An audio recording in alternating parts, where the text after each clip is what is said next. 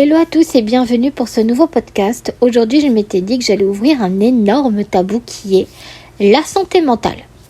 Dans la spiritualité, la médiumnité, le chamanisme et toutes ces choses-là, on reste toujours dans les mêmes thématiques dans les discussions. Quand j'y pense. S'il y a bien un sujet de discussion où vous retrouvez la blinde de toxicité dans un univers où il n'est pas censé avoir de la toxicité, c'est la santé mentale. On ne sait pas trop pourquoi. Dans un monde où tout le monde recherche son équilibre, vous avez des gens qui vous pointent du doigt parce que vous êtes déséquilibré.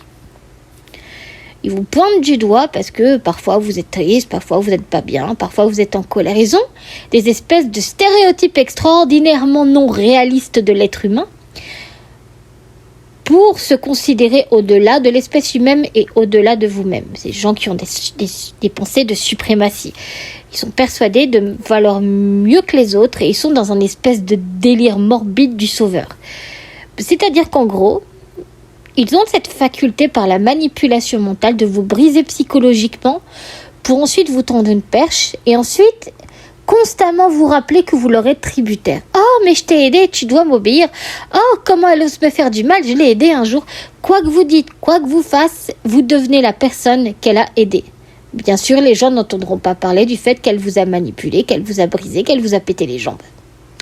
Les gens ne vont entendre qu'une version des faits. Et le problème dans ce domaine, ce sont ces personnes-là qui nourrissent les autres.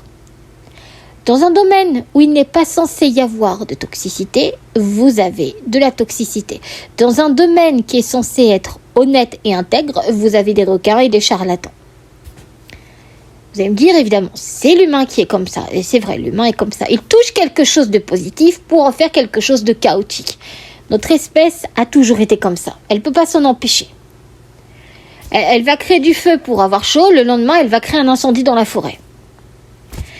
On est une espèce qui a une espèce de dualité à l'intérieur de nous entre la connerie et la sagesse. Et ça, on le retrouve partout. Être dans la spiritualité, ça n'enlève pas cette dualité entre la prédation et la proie. Entre la connerie et la sagesse. Pourquoi ? Nous sommes des êtres qui sont ôtés de conscience, donc on est fait pour réfléchir. Et ça, pour avoir la compréhension autour de la réflexion, c'est toujours beaucoup plus difficile. Ça se travaille tout ça. Il n'y a pas de maître Yoda, il n'y a pas de gourou, de suprématie, etc. Vous savez que derrière chaque grande personne dont vous buvez les paroles, il y a un être humain qui n'est peut-être pas si honnête que ça. Je vais expliquer pourquoi. Le gourou, il est là pour vendre à sa communauté. Peu importe ce qu'il a à vendre, c'est un commercial. Il est là pour vendre une idéologie, une religion, il est là pour vendre des produits miraculeux parce qu'il sait à qui il va s'adresser. Il sait qu'il ne peut pas s'adresser à des personnes qui sont stables psychologiquement. Il sait qu'il ne peut pas s'adresser à des personnes qui se sont trouvées. Donc ils vont chercher qui ? Les agneaux, les égarés, ceux qui n'ont pas de discernement, ceux qui ont des limites de conscience, ceux qui souffrent, ceux qui ne vont pas bien, ceux qui ont besoin d'aide. Ils savent sur qui se tourner. Pourquoi ? Quand vous les entendez parler de conscience, ce n'est pas pour ceux qui sont équilibrés, ce n'est pas pour ceux qui se sont trouvés, ce sont pour les autres. Ce sont pour ceux qui se recherchent. Et malheureusement, vous avez des personnes qui prennent tout au mot. Ils sont persuadés qu'ils ont toute la connaissance du monde, alors que non. La plupart d'entre eux ont été élevés dans une tradition religieuse dont ils ne font que répéter, ou la plupart d'entre eux, ils vont stimuler leurs propres égos, ils vont stimuler leurs propres avis. Et vous ne savez pas si c'est réel ou pas, parce qu'une croyance ne fait pas l'une, comme j'expliquais déjà dans d'autres podcasts, il n'y a pas d'universalité. Donc ce qu'il dit n'est peut-être pas adapté à telle et telle culture ou telle et telle situation. Ils ne connaissent pas individuellement chaque nuance de l'être humain et chaque nuance de besoin qu'il existe. Donc ils ne peuvent pas tout savoir sur tout. Mais pourtant, par cette espèce d'ego, ils sont persuadés de mieux savoir que les autres. Beaucoup ont une espèce de narcissisme qui est très très particulier. Et c'est vrai que les plus religieux sont les plus dangereux. Pourquoi ? Parce qu'ils peuvent vite vriller dans des espèces d'extrémisme. C'est en eux, de toute façon, c'est quelque part inné. Vous le sentez qu'il y a des choses qui se réveillent. Vous savez que quand vous travaillez dans le monde des énergies, les énergies vont stimuler qui vous êtes. C'est pour ça que vous avez différents types de personnes. Vous avez des personnes qui sont des gros manipulateurs et des gros prédateurs, comme vous avez des personnes qui naissent avec une forme de bienveillance où ils sont complètement égarés. Ça va montrer qui vous êtes parce que les énergies sont là pour le montrer, pour stimuler. Donc elle va montrer votre vraie nature. C'est le plus perturbant d'ailleurs dans tout ça. Même si notre nature peut changer à tout moment, n'importe qui peut changer à la condition qu'ils sont prêts, que cette personne soit prête à se remettre en question. Et ça, pour l'humanité, c'est quelque chose qui est tabou et c'est quelque chose qui est particulier. C'est pour ça qu'on va après partir sur la santé mentale. Dans un domaine où tout le monde se recherche, vous avez différents types de personnes. Vous avez des personnes qui se sont trouvées, qui sont stables, qui sont bien, qui sont à l'aise dans leurs croyances. Et vous avez les autres. Vous avez des gens qui sont tellement égarés dans eux-mêmes à la recherche de certaines vérités. Moi, j'étais la première aussi. Pas la première non plus, j'en suis toujours la dernière. Et pour le coup, j'ai fait partie de ce lot-là. Il n'y a pas de honte. Il faut arrêter de mettre des hontes partout. Il faut arrêter de mettre des tabous partout, les gens. D'accord ? Laissez les gens parler. Quand vous vous cherchez, vous pouvez être sûr de vous perdre. Pourquoi ?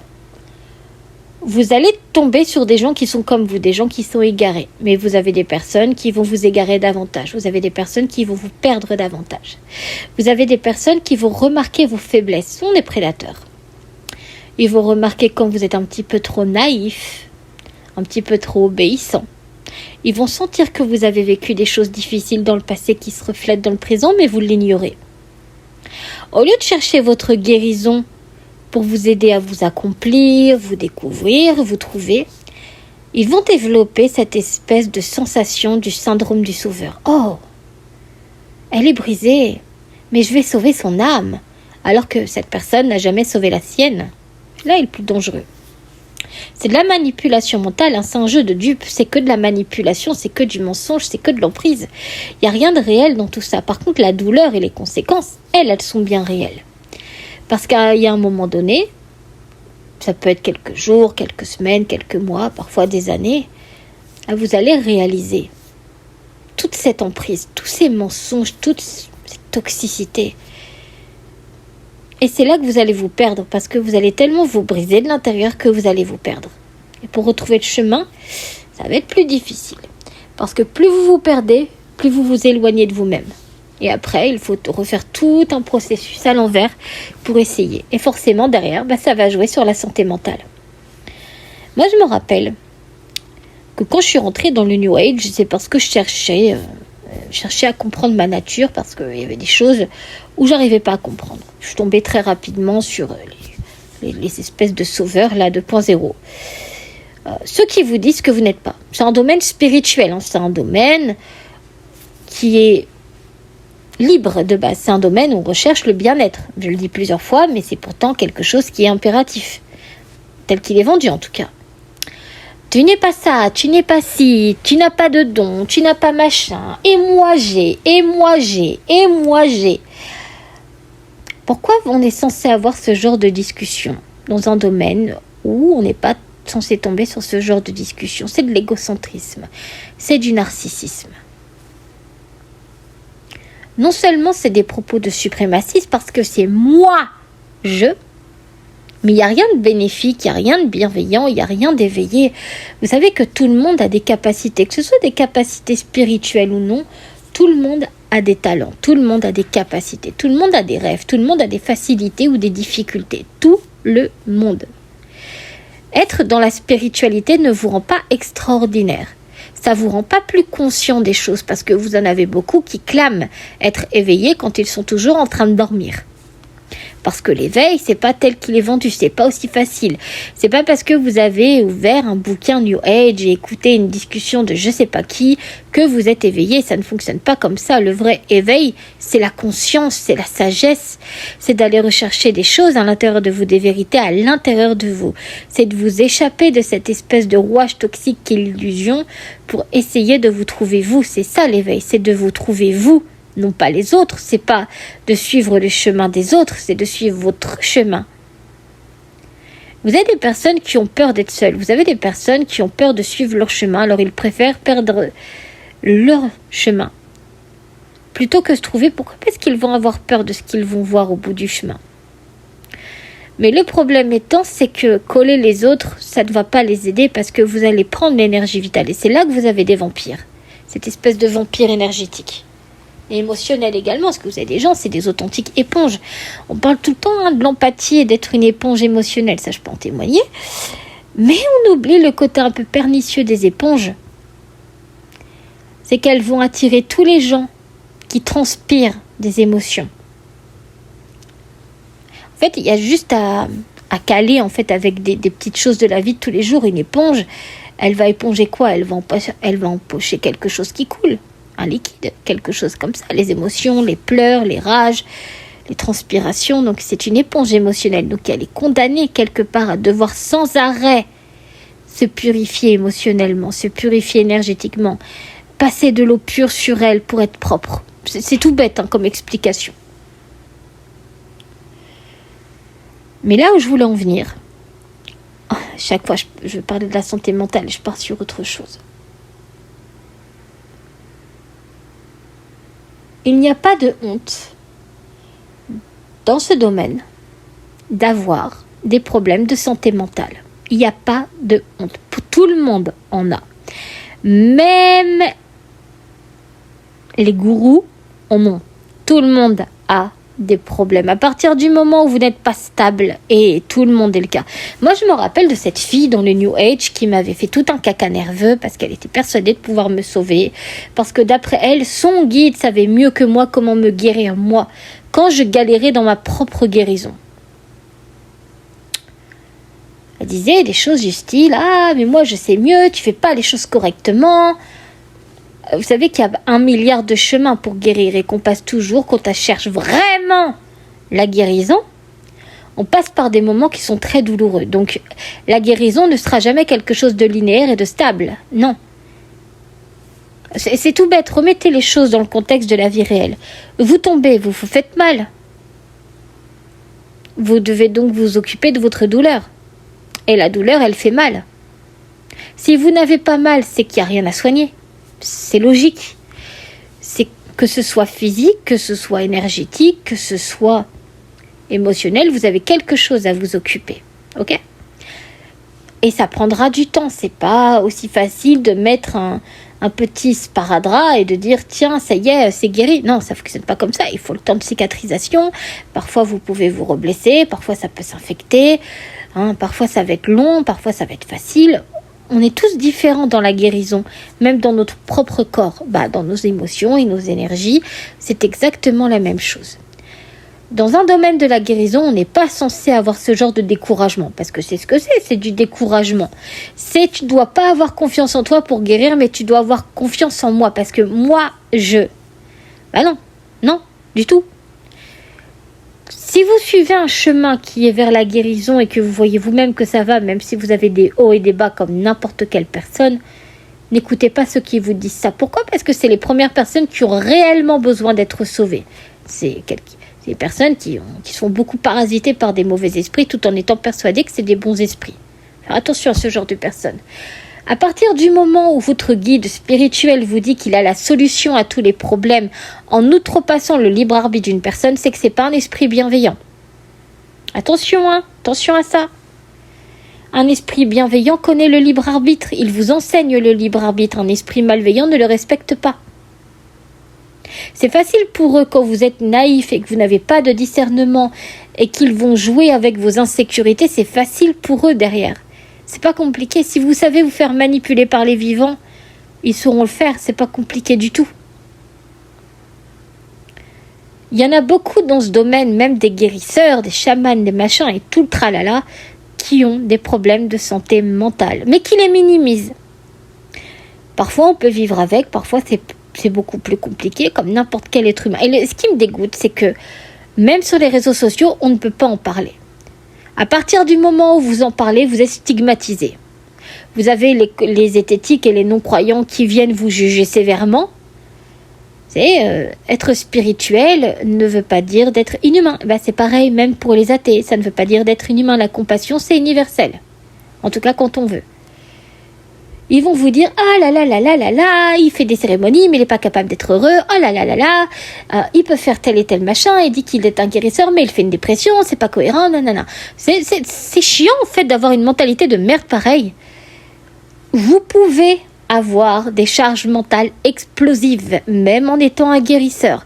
Vous pouvez faire des dépressions, même en étant un guérisseur. Vous pouvez être fatigué moralement, même en étant un guérisseur. D'accord ? D'ailleurs, la guérison n'est pas que spirituelle, les gens. Vous savez que des guérisseurs, vous en avez à l'hôpital tous les jours. Les médecins, les infirmières, les sages-femmes, c'est aussi des guérisseurs. Et au lieu de vendre là des espèces de masterclass en mode les soins énergétiques sont le plus beau métier du monde, vous avez des gens qui bossent 15 heures, 20 heures, 25 heures par jour pour sauver des vies tous les jours. Eux méritent le chapeau parce que c'est des guérisseurs également qui sont complètement rabaissés par les gens spirituels. Allez savoir pourquoi. Il y a des choses à dire là-dessus. C'est pareil. Vous avez des corps de métier dehors qui nécessitent H24 d'aider son prochain. Donc être spirituel, voilà, c'est pas être quelqu'un d'extraordinaire. C'est juste croire en des choses qui sont différentes et de nourrir ses émotions et ses énergies et son corps d'une manière différente. Même parfois, en réalité, les 3/4 du temps, ça obéit à des règles très saines, quelque part, assez, pas forcément rigoureuses non plus, mais par exemple, le jeûne intermittent, c'est pas forcément spirituel. Le jeûne intermittent, vous l'avez aussi dans la nutrition. Par exemple, se nourrir de fruits, légumes, etc., de limiter certains apports, etc. C'est aussi dans la nutrition, c'est pas forcément des choses spirituelles. Donc vous avez des gens qui mettent tout spirituel quand ce sont des choses qui sont réelles dans la vie de tous les jours avec des besoins nutritifs et des besoins vitaux. D'accord ? Donc même en dehors de ça, tout le monde a des problèmes. On en a tous. Et c'est vrai que dans ce domaine, c'est particulier parce que vous avez des gens qui viennent vous consulter. Que ce soit gratuit, payant, peu importe, vous faites ce que vous voulez de votre corps, de votre temps et de votre énergie. Vous avez des gens qui estiment que vous ne devez pas avoir de problème parce que vous êtes un robot. Ils mettent une pièce et vous devez obéir. Vous allez dire, quoi ? Mais les gens n'ont pas cette mentalité. Oh, si, ils l'ont. Oh, si. Vous avez des gens qui ont eu des ancêtres qui ont dû faire des choses particulières parce que c'est en eux. Vous savez que chaque pas que vous faites, vous avez l'ADN de vos ancêtres. Et ce qu'ont fait vos ancêtres et les comportements, parfois, peuvent être héréditaires également. Donc, faire attention à cette petite chose-là. Mais parfois, moi je le voyais quand je faisais encore des consultations là en public. Enfin, en public, quand j'étais vraiment à fond dans le professionnel. Maintenant, aujourd'hui, je suis sur bénévolat.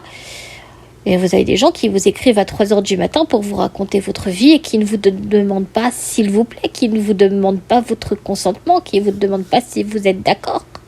Vous avez des gens qui vous imposent de travailler quand parfois vous avez besoin de vous reposer. Moi, je me rappelle aussi, quand vous avez besoin de vous reposer, vous avez les gens qui vous font un caca nerveux parce que vous êtes fatigué, vous avez besoin de repos et que les gens vous disent « Bah non, en tant qu'être spirituel, tu n'as pas le droit de repos parce que tu dois suivre ta mission. » Je suis désolée, mais même les missionnaires, ils ont besoin de manger, de dormir, de faire des petites choses et de prendre du repos. Rappelez-vous, les gens, ce que c'est qu'un vrai missionnaire et ce que les missionnaires font. Avant de vous autoproclamer missionnaire, regardez un peu l'histoire du monde, notamment dans la colonisation et l'évangélisation, ce que c'est qu'un missionnaire. D'accord ? Parce que la plupart des gens dans la spiritualité vous mettent une pression monstre sur vos missions alors qu'ils ne suivent même pas la leur. Et comme je disais, au niveau de la santé mentale, tout le monde, pour finir, tout le monde devrait avoir le droit de parler de ses besoins. Tout le monde devrait avoir le droit de dire « Ok, je vais pas bien, ça arrive. J'ai des jours avec, j'ai des jours sans. » Ok ? Moi, par exemple, je cache pas sur les réseaux sociaux que j'ai un énorme choc post-traumatique depuis des années. J'ai des jours où je peux et des jours où je peux pas. C'est comme ça et c'est ok. J'ai pas envie que des personnes que je connais pas, qui connaissent rien de ma vie, viennent pour me juger en disant « Oh là là là là, mais c'est pas bien, nana, c'est que t'as fait une erreur quelque part, c'est que tu fais pas assez bien quelque part. » C'est hyper toxique et malsain déjà de tenir des propos comme ça. Mais surtout, vous n'aidez pas à vous décourager. Vous brisez ce que les gens sont en train de reconstruire. Être un guérisseur, parfois ça demande aussi d'apprendre l'art et la manière d'interagir avec les autres. C'est aussi d'apprendre l'art et la manière d'avoir un bon comportement et surtout d'avoir l'art et la manière d'avoir de la compassion. Ok. C'est pas parce que vous communiquez avec tel esprit que vous êtes séparés des êtres humains. Avoir des connexions hautes, ça ne vous enlève pas le fait que vous allez pisser à la fin de la journée. Désolée pour la brutalité, mais c'est un fait. Vous faites exactement les mêmes choses que l'être humain. Vous restez un être humain, vous avez des besoins nutritifs et normaux comme n'importe quel être humain. D'accord ? C'est pas parce que vous connectez, que vous parlez avec telle et telle chose, que vous priez pour telle et telle divinité, pour telle et telle religion, pour telle et telle chose, que vous êtes exempté d'avoir de la compassion, surtout quand c'est dans vos valeurs spirituelles. Apprenez à encourager, à apporter des pansements fiables et non pas des pansements empoisonnés avec des mauvaises pensées et des moqueries. Vous allez voir que ça va changer votre vie et ça va changer les vies des personnes autour de vous. Parce que si vous brisez une personne, vous allez en briser d'autres derrière. Tant que vous ne comprenez pas vos propres rouages toxiques, vous allez continuer de distribuer de la toxicité aux autres. Et le problème étant, c'est que vous-même, votre santé mentale n'est pas stable. Et derrière, vous allez rendre instables les autres et vice-versa. Faire des erreurs, c'est humain. Vous êtes là pour apprendre, on est tous là pour apprendre. Donc faire des conneries, ça fait partie de notre nature. Voilà. Notre vraie nature, c'est pas d'être un enfant des étoiles. Ça, c'est notre âme. Mais notre corps, lui, il est prédestiné à la connerie. C'est dans nos codes génétiques, comme nos ancêtres avant nous. D'accord ? N'ayez pas honte d'être un humain. Même si l'humain fait beaucoup de conneries, on en fait tous à longueur de journée. D'accord ? Et arrêtez de vous projeter sur les autres parce que ça n'aide pas et encore en plus, c'est extrêmement dangereux de faire ça. Vous savez, par exemple, quand vous dites à quelqu'un qu'elle est instable, quand vous-même vous êtes instable.